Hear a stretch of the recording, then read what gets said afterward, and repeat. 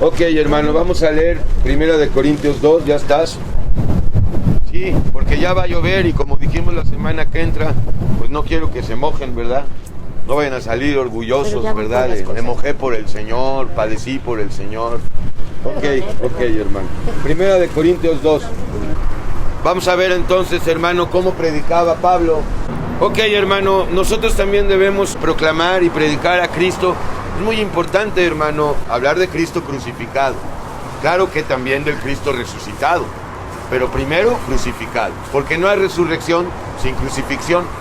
Y para decirlo más completamente, también hay que hablar de la encarnación del Dios vivo. Hemos hablado que son 3 eventos, ¿verdad?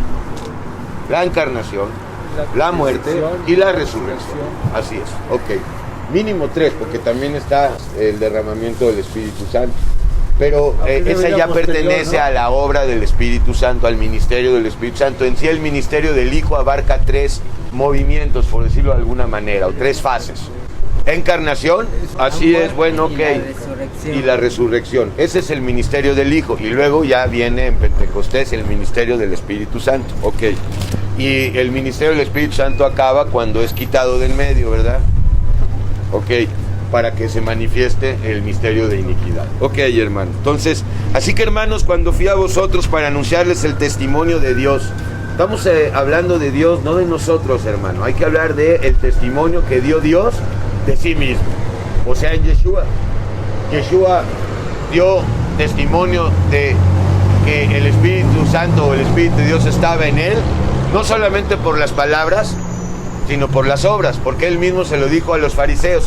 ¿No quieren creer a las palabras? Está bien, vean las obras y juzguen ustedes si estas obras son humanas o son divinas. Y los bien nacidos, vaya, los escogidos, pues sí que recibieron, pero los que no, pues negaron y llegaron al grado de decir, no, estas son obras de Belcebú, por Belcebú echa fuera el demonio este Jesús. Y esto es la blasfemia contra el Espíritu Santo. Entonces, hermano, Pablo está enfrentándose a una iglesia rebelde. La de Corinto es la que más le dio problemas, hermano, pero era muy amada por el Señor y por Pablo, claro. Entonces por eso se esmeró grandemente Pablo, al grado que a esta iglesia se le dedican 2 cartas, y pues de las más grandes, vaya, en número de capítulos, ¿verdad? Hermano, sí, Romanos tiene 16, pero también Primera de Corintios tiene 16 y la segunda 13 capítulos. Son 2 cartas, o sea, 13 más 16, 29 capítulos para una sola iglesia. Bueno, es que verdaderamente Pablo estaba muy interesado en que esta iglesia se perfeccionara. Ok, entonces, hermano, cuando fui a ustedes para anunciarles el testimonio de Dios, no fui con excelencia de palabras o de sabiduría o elocuencia humana, ¿verdad? O con grandes trajes, hermano, y anillos costosos. No llegó así, hermano. El hombre llegó testificando de Dios con poder del Espíritu Santo, no con palabritas, porque, hermano, pues el mismo Pablo dijo, y lo leímos hace poco, cuando vaya, quiero ver no las palabras, sino el poder de Dios, porque otra vez Pablo siempre está poniendo énfasis en que el reino de Dios es poder. No solamente son discursos y palabritas y sermones y homilías y toda esta basura, es poder, hermano. Poder en el Espíritu para echar fuera demonios. Para empezar, los tuyos, porque hay quien quiere echar los demonios de los demás, pero no echa fuera sus demonios. Bueno, el juicio de Dios, hermano, comienza en casa, comienza contigo mismo. Entonces, hermano, no fui con excelencia de palabras, porque la elocuencia, hermano, muchas veces pues impresiona a los oyentes, ¿verdad? Oye, Demóstenes habla verdaderamente de una manera maravillosa. Ahí está, Obama tiene muy buen discurso, es muy creíble. El pobre Peña Nieto tiene muy pobre discurso, por eso nadie le cree, gracias a Jesús, hermano. Pero ¿qué tal le creían a Salinas? Salinas sí sabía hablar porque era letrado, era hombre culto, y por lo mismo muy perverso, hermano. Porque la cultura genera más perversión, hermano. La escritura no libera a nadie, al contrario. Fox no era tan perverso porque era más tonto. Fox era más silvestre, así es, más ruin, así es. Bueno, entonces Pablo va no con excelencia de palabras, no impresionando a nadie, sino hablando de lo que verdaderamente pues es un escándalo. Dios crucificado por ti y por mí y resucitado para nuestra justificación. Pues me propuse no saber entre vosotros cosa alguna, y vaya que sabía este hombre Pablo, vaya, era fariseo de fariseos, conocía muchas doctrinas seculares, sin embargo todo eso lo hizo a un lado y se dedicó a hablar el evangelio, porque la palabra es la que es eficaz, no nuestros discursos. Ok, hermano. Entonces me propuse no saber entre vosotros cosa alguna, sino al Mesías y a este crucificado, explicando bien, ¿verdad?, por qué tuvo que ser crucificado. Bueno, pues vamos a demostrar en profecía que el Mesías debía ser crucificado primero. Vamos a Isaías 53, vamos al versículo 15 de Génesis 3, o vamos a los Salmos, y hay que empezar a compenetrarnos en la Escritura para crecer, hermano, y ganar fuerza contra el enemigo, contra las fuerzas oscuras. Y dice, y estuve entre vosotros con debilidad y mucho temor y temblor, pero no que les tuviera miedo a ellos, temor y temblor ante Dios, no miedo a ellos. Entonces, hermano, con debilidad, Pablo ya sabía que era débil, y llegó inclusive al grado de decir, bueno, pues ya que soy débil, me gloriaré en mis debilidades para que el poder de Dios se manifieste con más fuerza. Y también podemos usar esa fórmula, hermano, si aceptas y reconoces tu debilidad, ¿verdad?, estando crucificado con Cristo, el poder de Dios se va a manifestar más y más. Si proclamamos nuestra fuerza, pues quedaremos más y más debilitados, ¿verdad? Porque fuerzas no tenemos, hermano. Cada día se nos van más, y además son fuerzas para únicamente las cosas de la tierra. Con mucho temor y temblor, y ni mi palabra ni mi predicación, aunque no eran de él, fue con palabras persuasivas de humanos discursos o con humana sabiduría, sino con demostración del Espíritu y de poder. Otra vez, más que otra carta, la de los Corintios habla de Cristo, poder de Dios. Así es, el poder de Dios. Para que vuestra fe no esté fundada en sabiduría humana, ¿verdad, hermano? ¿Cómo va a ser el fundamento de esta fe un discurso humano, o un dogma humano, o una creencia humana? Esto es una revelación, y sobre esa revelación, sobre esa piedra, estamos siendo fundados, sino en el poder de Dios. Sin embargo, hablamos sabiduría entre los que han y las que han alcanzado madurez. ¿Pero qué tipo de madurez? Espiritual, claro que sí, hermano. No la supuesta madurez que da tener 18 años. Ya es mayor de edad. Ya maduró con los golpes de la vida. No maduramos con golpes de la vida, hermano. Y con las primeras espinillas. Así es, ni con tener, exacto, las muelas del juicio afuera. Y sabiduría, no de este siglo, no de este mundo, no de los sabios de este mundo, ni de los príncipes de este siglo. Sabiduría que perece, es caduca, ¿verdad? La sabiduría del mundo. Mas hablamos sabiduría de Dios en un misterio.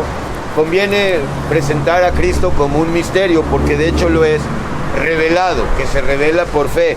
Por eso dice Pablo, hablamos de la sabiduría de Dios en un misterio. La sabiduría oculta, estaba oculto, ¿verdad? Pero Yeshua ahora se ha descubierto, ya no está oculto, está en su iglesia. Si el mundo no lo ve, pues perfecto. Él ya no se oculta más. Él se ocultó en un cuerpo para llevar a cabo su obra, ¿verdad? Y poder engañar a Satanás de la misma manera que él engañó a Adán y a Eva. Y ahora, hermano, no se oculta más, porque este misterio que estaba oculto ahora está siendo revelado por medio de la iglesia, la cual Dios predestinó antes de los siglos para nuestra gloria, la gloria de la iglesia, ok, que es Cristo, la que ninguno de los príncipes de este siglo conoció. Bueno, hermano, vieron al Señor de la gloria, pero lo negaron, ¿verdad? Dijeron, no, este no tiene palabras de Dios, este habla locura, habla insensateces. Lo juzgaron, lo juzgamos y lo negaron y lo crucificaron, y también tú y yo hicimos otro tanto igual, hasta que el Señor nos demostró que Él y solo Él tiene palabras de vida eterna. Ninguno de los príncipes de este siglo conoció. Allá había en Jerusalén muchos sabios en su propia opinión, pero ninguno vio a Cristo. En cambio, los ignorantes, pues pescadores, ¿verdad?, que por lo menos eran iletrados en el sentido de la ley, sí le vieron, hermano. Entonces, hermano, también en ese sentido hay que volvernos como niños, porque los niños sean ignorantes. No dicen yo sé, yo puedo, yo conozco. Los niños no saben, hermano. También en ese sentido hay que volvernos como niños. Porque si hubieran conocido o si hubieran reconocido que en ese cuerpo estaba el Salvador, Madre mía. nunca habrían crucificado al Señor de la gloria. Ahora su crucifixión, su muerte y su resurrección estaban perfectamente profetizadas. Y todo eso ocurrió conforme al consejo de Dios y a la profecía bíblica. No fue de repente que se le ocurrió a Dios morir por nuestros pecados. He aquí vengo yo, dice en el libro de los Hebreos o a los Hebreos. Vino porque estaba perfectamente preanunciado. Antes bien, como está escrito, esta es una gran promesa que ya se dejaba ver en Isaías 64. Antes bien, como está escrito y prometido, por lo tanto, cosas que ojo no vio, ni oído oyó o escuchó, ni han subido en el alma del ser humano. Aquí dice en el corazón del hombre, pero le cambiamos porque la palabra adecuada es alma. Son las cosas o son las que Dios ha preparado para los que le aman. Ahora, los que le aman, ¿quiénes son? Iglesia. Pues sí, pero ¿por qué? Así es. Pues sí, pero sin obediencia no hay nada. Y a mí no me importa que ya te caiga yo muy gordo y su obediencia, y su obediencia, y su obediencia. Es la única forma, hermano. Somos taladros, somos martillos y... ¿Obediencia? Ya, hermano, toma tu cruz, niégate a ti mismo, síguelo al Señor y ya. Ok, los que le aman van a ver a Yeshua, van a oír la doctrina del Mesías. Y hermano, son las cosas que Dios ha preparado para su iglesia. Los que le aman son los que le obedecen. Ya sabemos y lo volvemos a decir que Dios no está esperando a que le ames con tus sentimientos, ni con emociones, ni con dádivas, ni con regalitos, ni con serenatas, ni tonterías de esas, hermano, sino con obediencia. Pero Dios nos las reveló, amén, hermano, revelación de lo alto, a nosotros por el Espíritu. ¿Quién revela? El Espíritu. Porque el Espíritu todo lo escudriña, todo lo investiga, todo lo sabe, y aún lo profundo de Dios lo revela, lo saca a la luz. En este caso, la profundidad o aquello que es profundo en Dios y que no podemos conocer por industria humana, es el Mesías, el misterio del Mesías. También las profundidades de Dios, en otro contexto, tiene relación con Satanás, pero en este contexto que estamos leyendo es el Mesías. Aún lo profundo de Dios, porque ¿quién de los hombres o qué humano sabe o conoce las cosas del hombre, sino el espíritu del hombre que está en él? Esto es muy claro, hermanos. Si no tuviéramos parte del Espíritu de Dios, ya no hablo del Espíritu Santo, ¿cómo podríamos saber las cosas de este mundo y las cosas concernientes a la vida? Lo que hasta cierto punto podemos saber sin la revelación de Yeshua. Es porque Dios ha dado parte de su Espíritu. Pero ahora no te quiere dar ya una parte, te quiere dar todo. Hay que volver a nacer. Ok, hermano. Porque ¿quién de los hombres conoce las cosas del ser humano, sino el mismo espíritu del hombre que está en él? Pero ¿quién puso este espíritu? El Espíritu Yeshua. Santo, Ok. Dios. Pues de la misma manera tampoco nadie puede conocer las cosas de Dios, sino el mismo Espíritu de Dios. Y el Espíritu Santo, o sea, el Espíritu de Dios, revela las cosas de Dios. No te las puede revelar un humano, te las tiene que revelar Yeshua. Y ciertamente así está siendo. Y nosotros no hemos recibido, dice Pablo, el espíritu del mundo, sino el espíritu que proviene de Dios. ¿Que es espíritu de qué? De valentía, de dominio propio, ¿de qué más? De poder, de mansedumbre, de consejo, de inteligencia. Así es, de temor, importantísimo. Que proviene de Dios o que lo da Dios para que conozcamos o sepamos lo que Dios nos ha concedido. ¿Qué nos ha concedido Dios?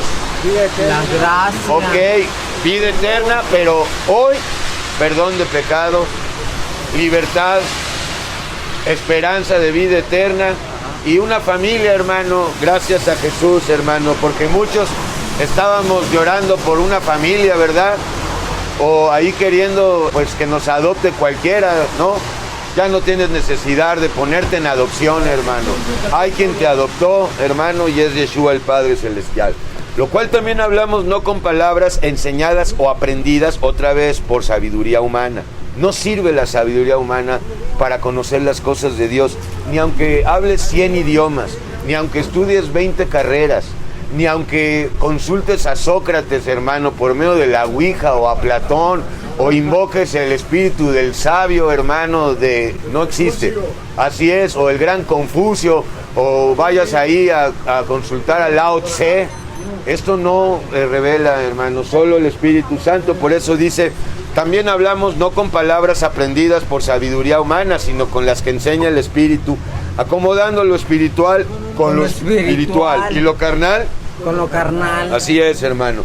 Desgraciadamente muchos ponen lo espiritual con lo carnal y, hermano, pues hay que separar, hermano, hay que discernir, porque hay espíritus de la carne o espíritus demoníacos que pretenden ser muy espirituales. Entonces necesitamos el discernimiento, hermano, y nos los da el Señor.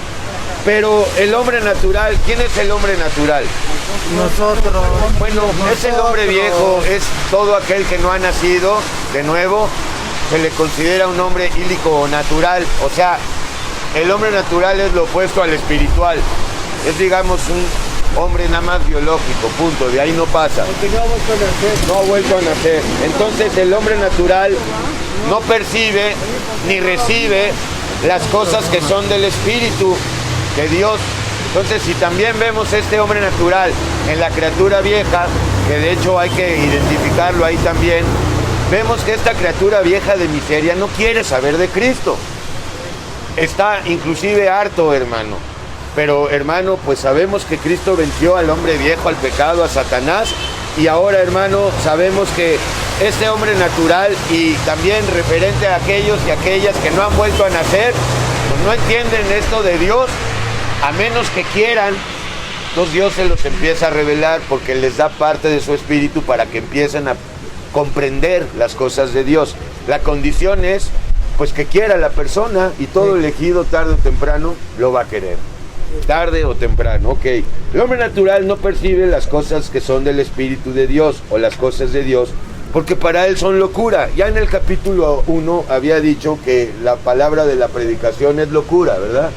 Tropezadero, no solamente para los griegos y los judíos, algo muy importante, para el hombre viejo, porque yo ya no estoy lidiando con los demás, yo estoy lidiando con mi hombre viejo, punto. Entonces, hermano, para él son locura y no las puede entender porque se han de discernir espiritualmente. Ok, también han de ser discernidas por la fe, todo comienza con la fe, hermano. Y en cambio el espiritual, entonces aquí vemos dos tipos de hombres o de seres humanos.